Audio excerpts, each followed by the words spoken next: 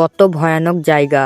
আজকে বিকেল বেলায় আমরা এসেছি কয়েট বেল পাড়তে উলুডাঙ্গার পাড়ে। আর এখানে প্রত্যেক বছরে একবার করে মেলা হয়। তো মেলা যখন হবে আমি তোমাদের ভিডিওর মাধ্যমে জানিয়ে দেব। আর এখন এই জায়গাটা কতটা ভয়ানক লাগছে দেখো।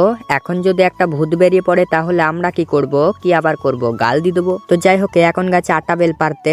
আর তোমরা হয়তো জানলে অবাক হবে, আটা বেল গাছে কখনো কয়েট বেল ধরে না। আরে বলছিল আমাকে যদি বন্দুকের গুলি মারে তাহলেও আমি ক্যাচ ধরে নেবো। আর এই বেলটাকেই ধরতে পারলো না। আর ভাই এই আটা বেলটা একদম কাঁচা ছিল, ফালতু পাড়া হলো। তারপর আমরা এসেছি কয়েট বেল পাড়তে। আর কয়েট বেল গাছে একটাও বেল ছিল না। আর তোমরা যে কলটা দেখতে পাচ্ছ, এই কলের মধ্যে কোনো ডান্ডি নেই, কাটি ভরে দিয়েছে। এ আবার কেমন কল? কিছুটা দূরে আর একটা কয়েট বেল গাছ আছে, তো ওখানে বেল পাওয়া যায় লেকিন দেখবো। আর তোমরা যে জায়গাটা দেখতে পাচ্ছ এখানে সমস্ত জায়গা জুড়ে মেলা বসবে। তো মেলার আগে আমি ঠিক তোমাদের জানিয়ে দেব।